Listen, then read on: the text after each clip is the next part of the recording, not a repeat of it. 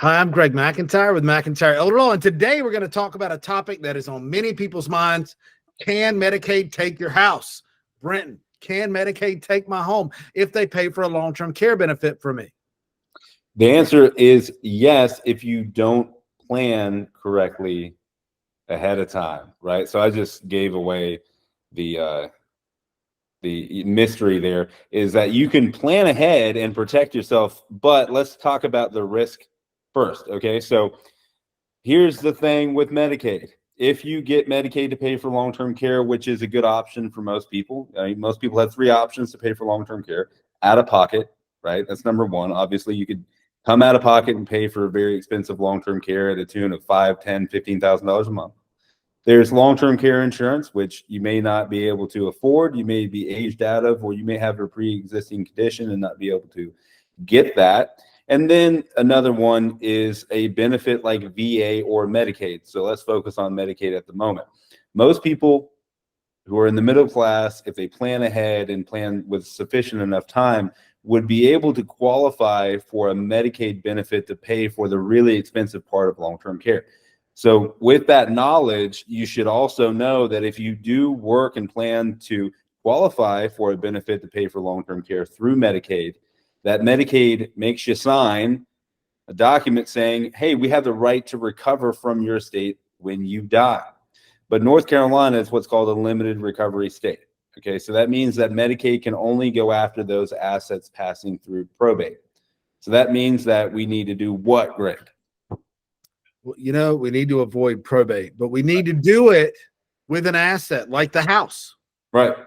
But we need to do it in a way that doesn't disqualify the person who needs long-term care from the long-term care benefit from which they seek. And that's where many people come in or run into problems, because they'll say, hey, I'm going to give my home to my children. Right. They deed the home to their children. They block themselves from the benefit because they've gifted out this asset of a lot of value to their children during the 5-year look-back period for long-term care Medicaid. Right. So it doesn't do you any good. You don't need to protect yourself from Medicaid if you're never going to get it because you gave your house away. Then you've effectively solved your problem, saved your house, but blocked yourself from the long-term care benefit, right? So you haven't really solved the full problem. So the question is, what can be done to protect the house but still qualify for the long-term care Medicaid benefit, Brenton?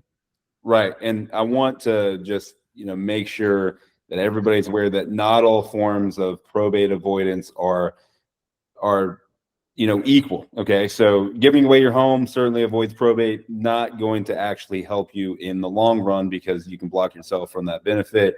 There are certain types of things that you can do to avoid probate. Not all of them will actually help you. One that will absolutely help you and protect the home is what we call the ladybird deed. Okay.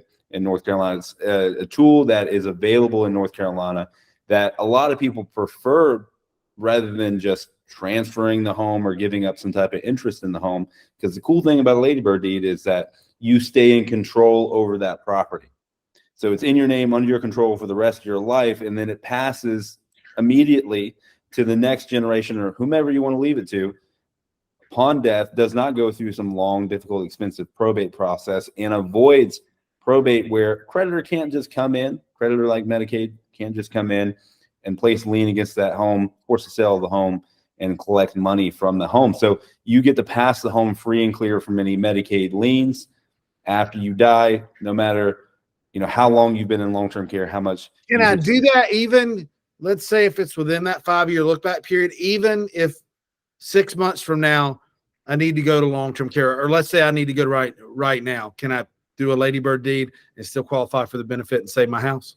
Certainly. And the reason why you asked the question is because most people are concerned about what you had mentioned before, the look-back period. Now, it's important to understand that the look-back period, which is 3 years for assisted living, 3 years for VA, and 5 years for skilled nursing care, is only, triggered, if you will, by a gift. So if you transfer assets out of your name and don't receive fair market value in return for that. So the question then becomes, okay, well, under a ladybird deed, are you gifting anything? Are you giving away any value or any interest? And the answer is no. So with a ladybird deed, you stay in control of the property. You still own the property. You can still do whatever you want to with the property. So naming somebody to receive it upon your death immediately, like a beneficiary, isn't a transfer of any valuable interest in the property. So you haven't gifted anything. You haven't given up your interest in the property. So you haven't triggered a look back period. So you can do the ladybird deed, whether it's right before you need care, whether it is while you're receiving care, or hopefully long before that. And I imagine if I wanted to plan ahead well outside of the look back period, there's other things I could do, like perhaps trust planning, right? And other type of deed planning. I could do that outside of that look back period and protect more than just my home. Maybe place my home there, other liquid assets there, investment accounts, maybe even other real estate inside of that trust, right? That's right. You know, with a trust, the cool thing about a trust is that if it's set up correctly, what you're doing is you're avoiding probate, and you're avoiding the ability for any creditor in the estate to go after assets that even pass outside probate. So one of the things that I mentioned before is that not all probate avoidance is equal. There's some things that may avoid probate but can still be brought within the estate to satisfy claims, like a claim from Medicaid. A well-structured trust will protect you from the ability of a creditor to come into, you know, those assets, bust the trust, come after the assets that pass through the trust. A well-structured trust can also help you actually qualify for a benefit to pay for long-term care at the outset. So, you know, if you set it up ahead of time, you do it correctly, you could have your assets housed in a trust such that they don't count against you for long-term care purposes. They don't count as an asset. You can qualify, and those assets are also protected whenever you pass away so that you can pass them on to your loved ones. Well, thank you, Brenton, Attorney Begley, for being here with me today. Sure. To talk about, does Medicaid or is Medicaid going to take your house? Okay. The answer is yes, but not if you do proper estate planning. And I would prefer that you see a good elder law attorney who can help and is familiar with the tools that need to be used to protect your home and then qualify you for a benefit.